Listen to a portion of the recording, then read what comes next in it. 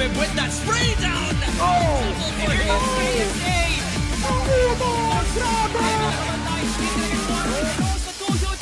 Will be the peak of Crossfire Philippines pare.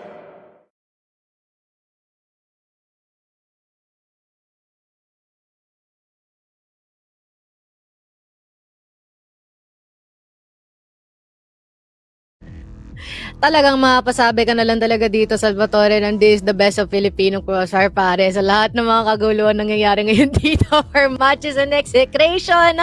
Ang tanong dito, would it still be dito sa mapa ng compound? And better yet, would we go to our decider map?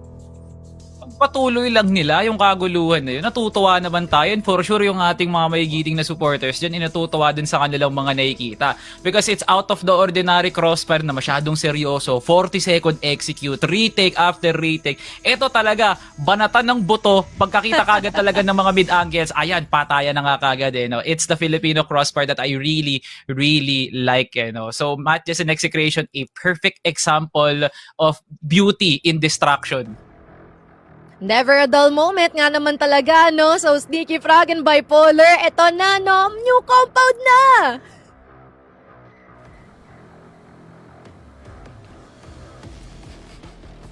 Eto na nga, no? Op! There we go. Hello? Bipolar's gone. Hello? Oh, he's back! Hello? Ayun nga, ang dami nangyayari dito sa series natin. Diyos we're ko po! having Polar in and out of consciousness dito. And ngayon nga, we still have the series ongoing dito. Matches Execration has been a pleasure so far dito, Bipolar. Not gonna lie, all of these games super entertaining, no? Kaya nga na sinabi ni Mochi, never a dull moment kasi yung nga, relentless yung fighting ng dalawang teams natin at the moment. Yeah, dire-diretso lang man. You know, habang tumatagal yung laban natin dito, feel ko hindi na strategy sa lumalabas eh. Kung sino na lang talaga yung pinaka the best aimer pagdating dito sa mga labanan natin, and sino ang makakuha ng mga wicked shots pagdating dito sa ating labanan na to. But new compound is gonna be our map. We were saying this before this week actually, na sinabi mo BL-sided ng new compound. Sino nga bang may BL side na mas maganda dito? Is it matches or execration? I think I would give the slight edge actually dito sa execration going into this one. I feel like a more structured way of playing na ginagawa nila dito sa BL side would be, you know, a lot easier para sa mga players, and I feel like you know, given ZYK's experience pagdating sa mapa na to, even back in MATTJESS, I feel like there is plenty of moves sa mapa na to that they can definitely do, maybe some aggressive, maybe some passive, pero I am kind of scared para dito sa matches. Now, this is really a map that's gonna force you to play, you know, pure teamwork, but at the same time, execration, hindi kayo pwede makampante masyado kasi mas direct na yung fights eh sa mapa na to. There's no longer like, you know, the same lineups that you do see from yung mga ibang mga maps natin. This is face-to-face gunfights just to get map control, pare. Yeah, you know what? In terms of execution, siguro kaya pa dito ng matches in terms of the BL side. But I want to highlight as well yung GR side dito ng execution just because of the multiple point of entries na pwede mong gawin. The flank ups might just be crazy as well. Sino nga ba sa dalawang? There we go. I will finish it for him. Sino nga dito sa dalawang teams yung gumagawa na yun? So, I feel like both teams actually do it pretty well dito, pare. Bipolar. Ayun nga.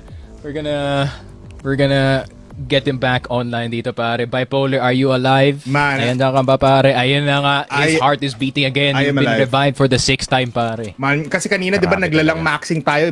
Baka tinatamaan na talaga ako dito. And then yun nga, tinatamaan na dito si Paul. I think the haters are getting to him. Pero yun nga, matches. Ayun nga, everything is happening at the same time. Pare, may dead round din tayo potentially is from what I've heard. There we go. One by one na sila nawawala and Polar might be next. Pero titignan natin. Oh, he was. Ayun, DR din si Polar dito. Pero yun nga. Jokes, matches, execration, still new compound. Ayun nga, no, balik sa usapan natin with how this game is gonna go. I feel like one of the most important points ng mapa na to is probably gonna be that B site, no, that LB position, pare, na so many teams have actually struggled to hold, especially itong storage B, pare. I think the only team that has kind of figured out na kung paano i-hold yung position na to was actually ironically Fervid. nung nandun sila sa Impact where ayun nga Aris was being the sacrificial lamb para sa kanyang team. He was actually standing around yung pillar instead of yung boxes na nakikita natin sa gilid, which is obviously, you know, with an EPR papel lang yun pare. So ayun nga with someone being forward dito sa storage B position, at the same time pinapakapan siya ng window player and or door player nga natin dito. So meron pa rin crossfire na mangyayari dito sa B site, but it is a lot more farther back, which gives a lot of space actually para dito sa BL to make some plays happen, especially in LB. And I like how you say it as well, no, Sneaky. Welcome back bipolar to the casting desk. Kasi kapag may nanggaling dito sa CB position natin, nakikita mo na agad yung boxes almost eh. So you can just spray it down every time at yun ang ginagawa natin mga teams. But right now in our round number 2, Rel starts off with killing off D here in mid.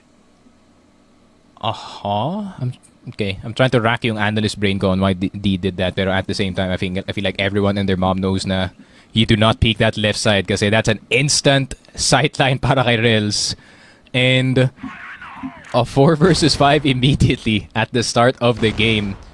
Wait, double nade. Wait, hold on. Jason getting hurt pero hindi pa siya mamamatay dito. Honestly, if Jason stays in that position, pare, and nagtuloy ng push dito yung Execration on that storage A, that could actually catch them off guard. What is Execration? A-split maybe? Possibly, yeah. Curve? Smoke EA, possibly, no? Papunta sa curve, but iba yung spinoke nila eh. They smoke off where they wanna go. Ooh, okay. They wanna infiltrate the site sneaky. At iikot pa nga dito si Folex, and he might spot out Rels, and yes, he does. Instant headshot, just one click.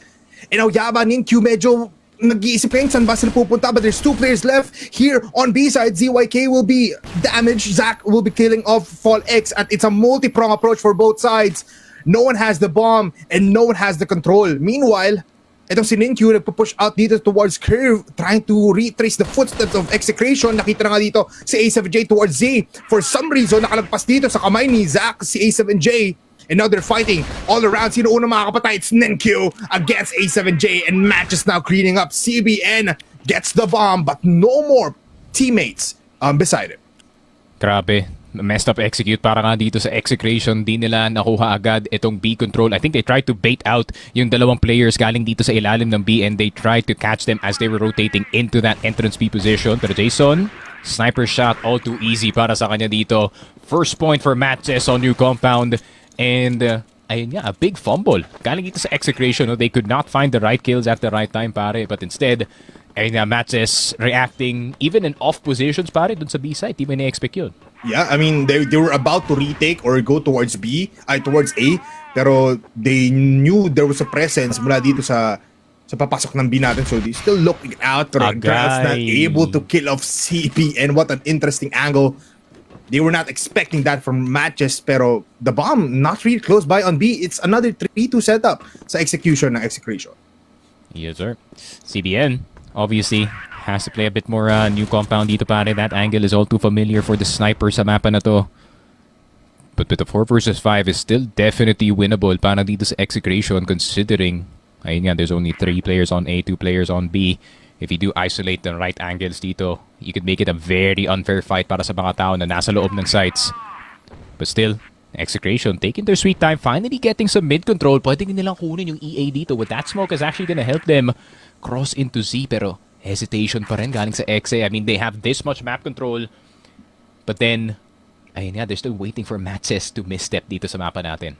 Yeah, they don't have information yet kung asan nga ba yung mga players nila. Now they know. A7J instant headshot. Rels nakakuha na naman ng isa. Can he get 2? He's still alive. Pero Folex with the HK kills him off. 3v2. Execration needs to fall back. Execration still fighting face on. Harap-harapan. And look at the flash. Yaba. Pero dinudge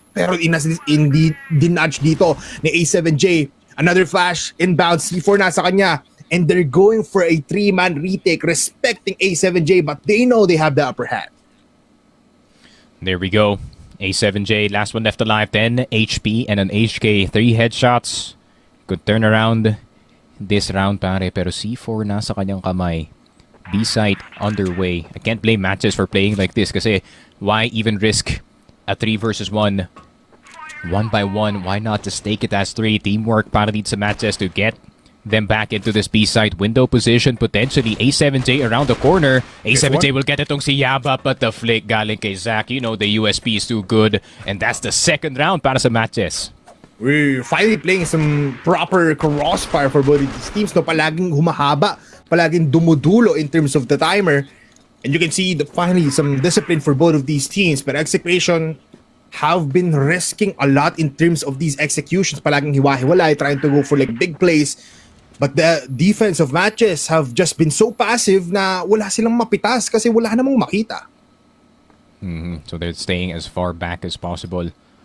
Yun nga, no, it's been MATTJESS who's been peaking very aggressively in these early games, pero mapapapeel back na lang sila dito. Even Jason actually getting assigned all the way back to LA.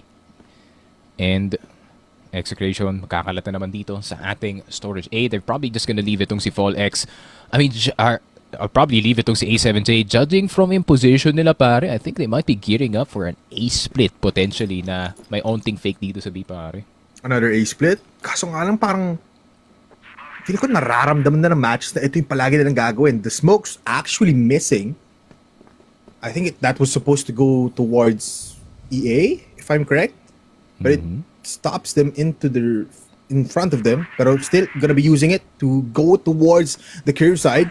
Going in, 4-man strong. Fall X with a flash as well. Pero counter flashes and grenades mula kay MATTJESS is gonna be stopping them and delaying the push. Look at this position mula kay Ningyu. Nasa likuran, able to get one.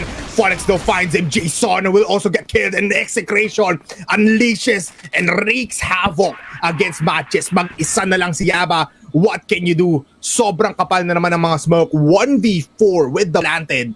I think this is gonna be a free round for Execration. Yeah, you can really see the struggle no dito ng MATTJESS. I mean, this also happened in the prior years where we get to map number 4 and you know we do get a map just like itong compound. It's more direct, it's more teamwork-ish para sa kanila dito. And some of these rounds obviously are very, very good para dito sa MATTJESS. No, they got really good defenses, but at the same time, ayun nga, you can feel the disconnect between yung dalawang sides natin, unfortunately. So, MATTJESS, they're gonna have to assign someone to try and see if they can just keep curve back in their way. Pero Execration doing a very nice job. Nagkakalat sila dito sa mapa, taking advantage, taking as much map control as possible, taking tower, and itong CB. So there's a lot of options para sa Execration na squad with the way that they're playing itong mapa natin. Gives them a lot of options. At ngayon, it's a 4-1 defense for MATTJESS. Puts players here in Store A. Si Jason pang ata yun. Yes, he is. But needs to back off. Good smokes mula dito sa Execration. Putting up a lot of numbers now here in pillars towards Store B. And this might be a nice read. Kasi isa lang naman nakadebensa dito. It's Yaba alone. Pero now they put more players here on rails as they don't know kung nasan nga ba ang mga players na Execration. They go in. Folex nasa site na nga agad with the HK first shot in a second from A7J connects as well as they're raining down through the doorway. Pinagpapatay. One for each of these players and now the plant goes in. A 2v5 kung saan magpupush pa nga si Folex possibly in the smoke. No. 35 seconds. Jason waiting for his comrade. And Folex instantly kills off Jason. Double kill para sa kanya in this round. 28 seconds and Zach now unable to go towards the side, scared and running away.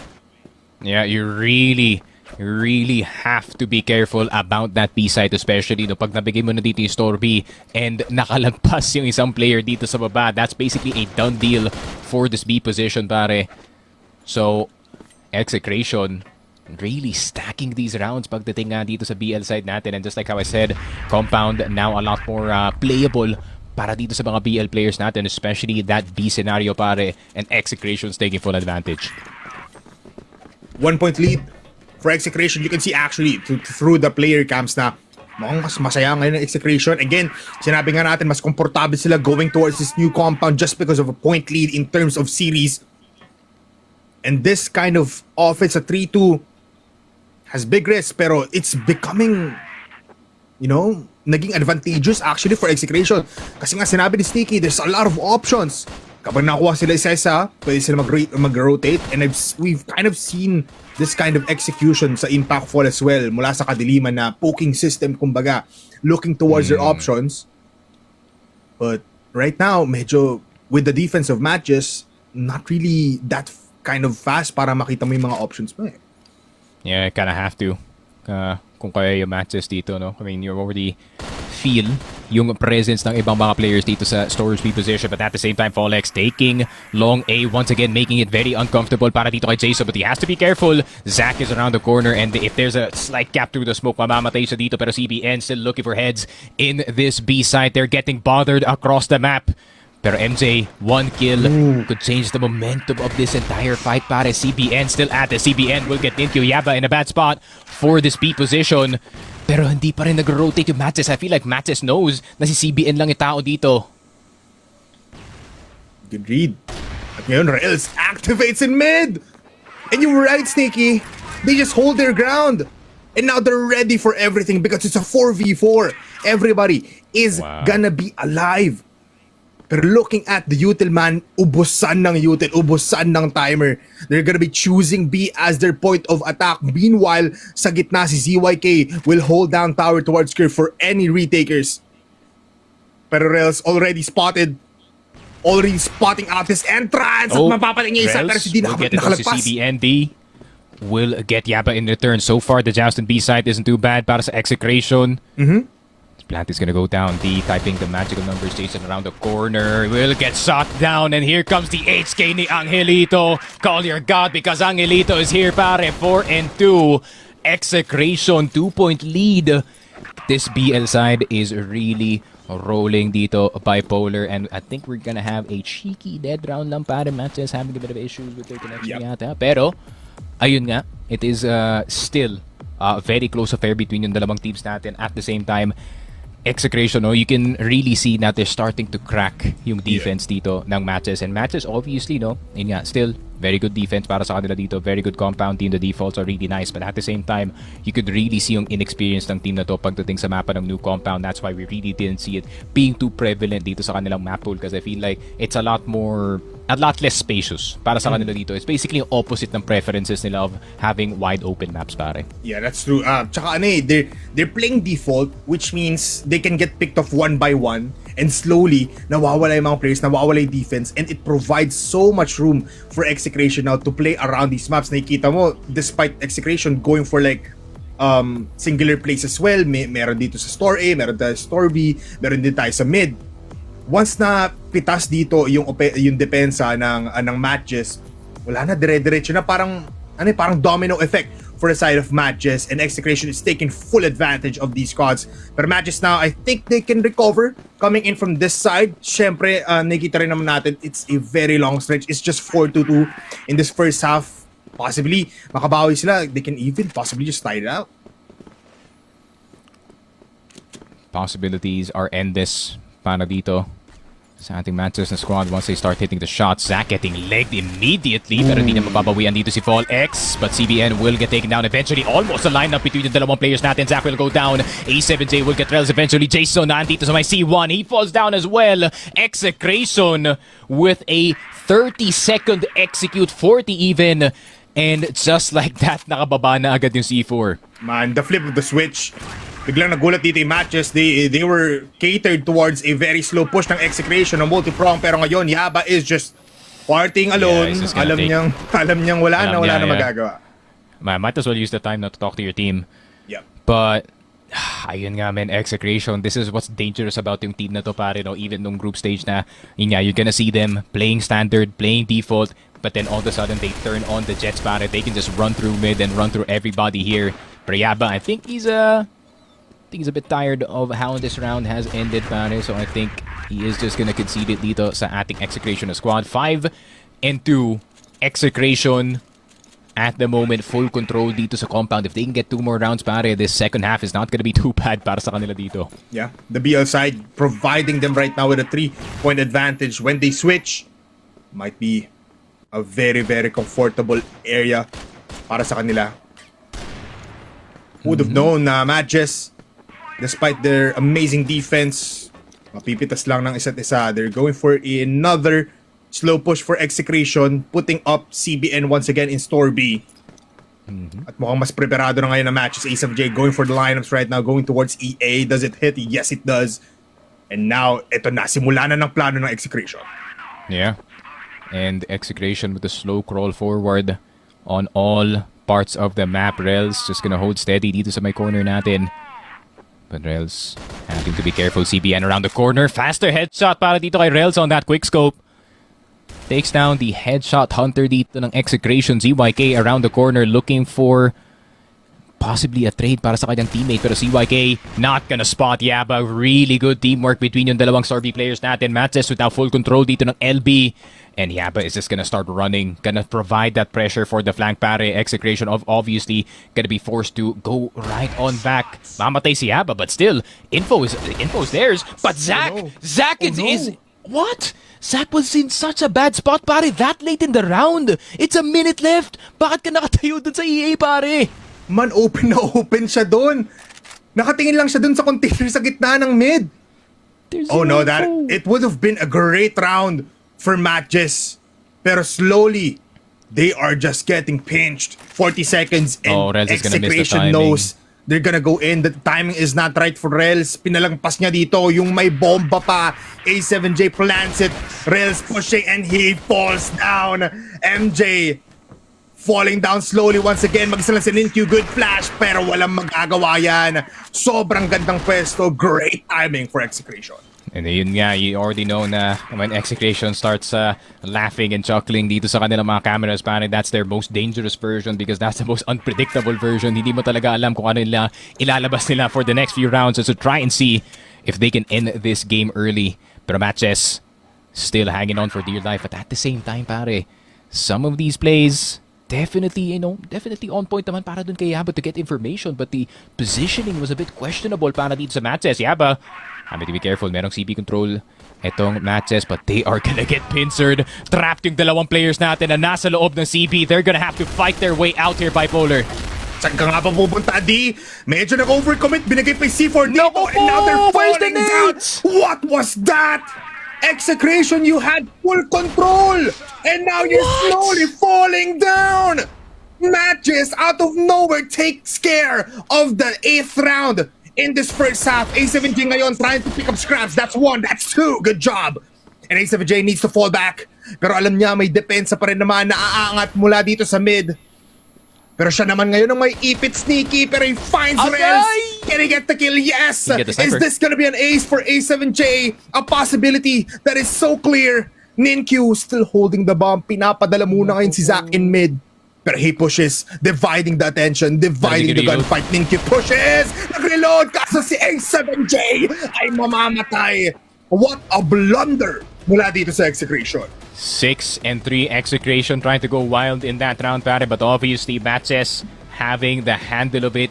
And I was actually very confused na hindi nila na-punish yung dalawang CB players that, is kind of trapped inside. No nades, no flashes, no nothing. It's just smokes between yung dalawang entrances and just dry peaks.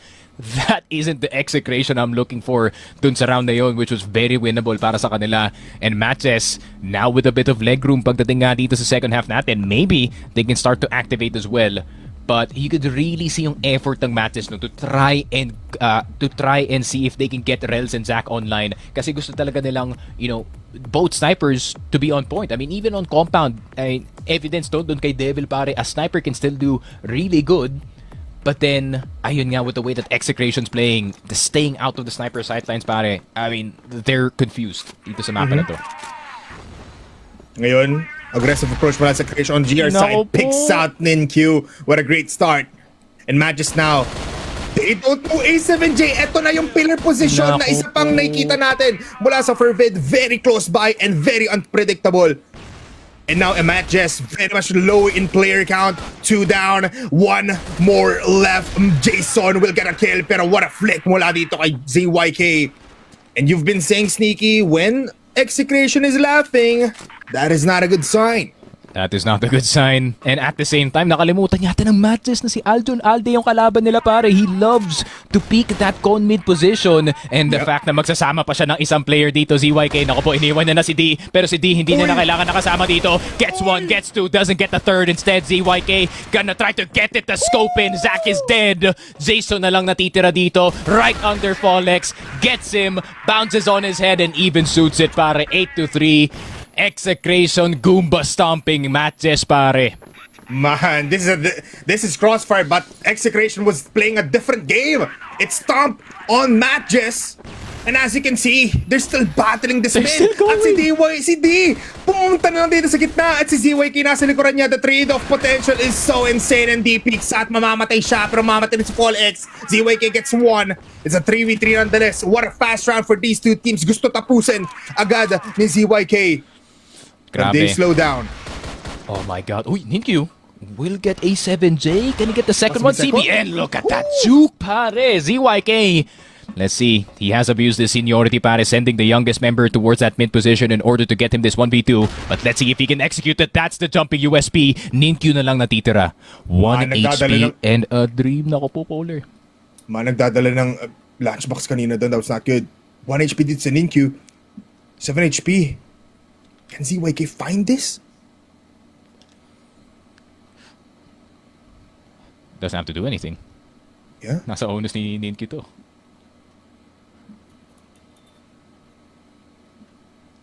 Oy, oy, ZYK. oy. Nasa taas man. He's in prime position. What? What? How? How? Gusto ko sabay tayo nag-what eh. Oy, oy, oy. How did he see that? I guess in the corner of his eye or may sumigaw sa kanyang teammate na nandun na pala sa kanyang tabi itong si ZYK. But there it is. A bit of time made para dito sa MATTJESS PL side. Gonna try and see if they can go a bit more aggressive. Look at that mid-control pala kay Rels. He's just walking straight into curve. Pero CBN, mapapunish na dito si Jason. Tignan mo naman si A7J. Just trying to jump as much as possible para hindi siya ma-wallbang. ZYK around the corner. ZYK knowing na vulnerable na kanilang likod dito. Zack and Yaba will get 2 versus 4 situation. Execration, they still have one defender on the A side. Fall X, what a flick dito kay Rels. Meron pa namang isang tao na nasa loob ng 2F, but a safe position para kay Fall X. Does get the information. Ninkyu aware of his existence, pero one tap, yun lang. Fall X and A7J turning around a 2v4 by themselves. Execration, one away from placing third, pare. Man, everyone is doing miracle plays. From MATTJESS going for a flick up onto the last player kanina. Tapos ngayon, Falling doing 180s. And now D with a TRG. Very rare occasion at makakapatay pa siya. They're feeling fun. They're feeling freaky. At si Folex, he's being the one to control the game. 2 players left for MATTJESS. The C4 not in their hands. Pero mukhang mapapatay-patan ni dito si Rels if he peeks out. Palit mo ng TRG. Magkaparehas lang yan. Naku po. And they clean up house. They just disconnect. And there it is, a third place finish para dito sa Execration, pare. It has been a up and down journey for this particular squad, for this particular team. But hey, you can chalk it up to a good season by third for Execration, especially with how Masters went. Feeling ko this is a good result para sa kanila dito. But knowing yung players, Bipolar, they're not satisfied, pare. They want that flight. Yeah. They were so close, man. Nakita nga natin sa interview natin last time kay Folex, no, na parang ready na daw. Kaya naman daw eh. But they were so close, yet so far. And it was a defeat na 3-0. So siguro mas masakit yun para sa kanila. This third place finish is something, but they were aiming for more. But congratulations nonetheless for Execration and as well as to MATTJESS. Pinatagal nila yung laban. Hinarap nila ang Disciplined Hounds natin na talagang went ferocious against them. You know what, MATTJESS, despite them losing, man, I can see a better future for them next year. Yeah, especially knowing MATTJESS. I mean, they made history dito sa season na to, no, being the first Impact team to ever qualify dito sa ating regional na playoffs. I mean, I think the closest one was probably in either Gaon or when Vanguard had their run dito sa regionals before. Ironically, MATTJESS ended it. So, ayun nga, I feel like it's still a lot to be happy about kung kayo MATTJESS. Obviously, now you have a star player na si Zack and si Ninkyu. You can kind of work around him, you know, train with the team dito sa off-season. And let's see what happens next year dito sa MATTJESS. No? I mean, at the same time, Polar, I don't want to get everyone's hopes up. Ayun nga, no, some of them might be wearing, you know, different jerseys soon. Pero hopefully, they stick together, pare. Yeah, hopefully, no, na makabawa yung buong squad natin dito because we know their potential and we know that they can possibly fight it out. Pero congratulations sa Execration. A lot to digest. But it's time for Mochi and Salvatore on the panel desk. Congratulations to Execration for securing this third place para sa buong liga ng Regional Final. Salvatore, nagseryoso yung mga efforts natin dito sa mapang ito. We never anticipated this. Sinabi pa natin na parang kanina nag-uusap pa tayo, ay parang may bingo tayo dito, magiging magulo. Pero walang nangyari dun sa mga yon, kalkulado. Wala man lang ako natantos ni isa-isa na doon. Bomba ng midcon, kuha ng CB at CA at ma-outfrag ni CBN, si Folex. Ni isa walang nangyari doon sa mga binanggit ko because Execration finally played their own version of Compound. Reminiscent nung nakita natin against the series with MV Gaming and as well as Gaon with how they counteracted every measure na binabato ng matches para makuha yung mid control na nga na yun. No? Nung pumunta naman tayo sa second half, kita mo nga naman na Execration really bounced back even more sa kanilang offense no? Na hindi na nga sila naglalaro ng GR Parang sila na mismo yung gumagawa ng plays na yun and their confidence was through the roof and you definitely felt na once Execration got the ball rolling, they were destined to be finishing at the end of the line. Yeah, and talagang babalikan natin lahat ng mga pangyayaring yon. Lahat ng mga pinagsisigaw ni Bipolar, kinataka ni Sneaky Frog, kinapagwala ni Salvatore, at kinataka ko, no, dito sa Papalan New Compound. Nangyari. I'm not gonna lie, it seems like Matches has been quite off to a great start, but unfortunately, everything crumbled when Execration definitely showed that they made the most. They had the standard and they kept the balance para dito sa kanila. Well, this is in the makings of a possible repeat of a roster no? Parang wala akong nakikitang basag sa mga ginagawa ng Execration. This has been the most successful it has been for the past 2 years after a very disappointing season, not even finishing in the top 4 from last year. Yun din yung nakita natin from PH Masters, but once the chips were dealt, kita mo nga naman kung ano yung naging epekto ng Execration. Take a look at A7J. Hindi typo yan, Mochi. Tama nga talaga yan. 4.25 KD para matapos ang seryeng to at sila nga makakampiyon bilang number 3 ng ating regional finals no? To finish it off with a .53 headshot percentage, kamuntigan na nga siya maka-ace kanina, pero I would still give the MVP honors din dito kay Zach dun sa losing side MVP kasi feeling ko binigay ni Zach lahat ng mga kaya niya para madepensahan yung pwesto niya, but it was just too overwhelming. Everyone from Execration had just had the movement no, and as well as the macro enough para mag-force ng mga laban. Everything's just a bit too much to handle, no? Specifically dito kay Matcha, especially kung kaya naman din ni A7J trabaho ng tatlo, which is quite insane here in the map of New Compound. Not to mention that every single one of them were online. They were able to provide yung inaasam-asam na suporta nila dito sa isa't isa, lalong-lalo na nung sila ay nasa GR side. Talaga namang makikita nag-pop up dito itong si A7J, catching every single person sa kanyang mga nakikita off guard. Wala silang nagawa kundi kumimlay dito, Salvatore. Di talaga natin sure no? Parang kinakapa ng matches ng mga unang rounds na wait lang, Execration could be heavily focusing on slow plays no? Pero nakita rin ng Execration na hindi sa lahat ng oras yun nga yung ibabato nga nila. So kung ano yung unpredictability ng matches during group stages, nilipat lang ng Execration sa sarili nga nila at in-apply lang din nila to themselves.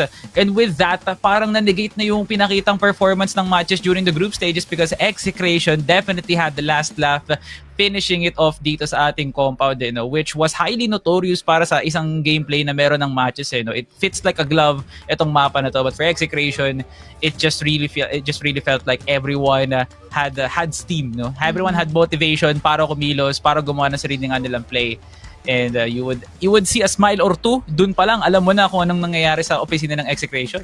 Yeah, and seems like the clockwork is on time and the machine is definitely greased well enough para dito kay Execration, no? Not to mention that when it comes to like yung mga prowess nila dito at kung anong magiging palitan, they always have one more person alongside them na yung sinasama sa hukay. Quite unfortunate here for matches na hindi nila masyado na utaka dito si Execration, pero tignan naman natin sino ang ating match MVP. It is no other than 7D or 1.44 KD na man. Talagang pinapakita ni D na rookie nga ako pero kaya kong makipagsabayan dito.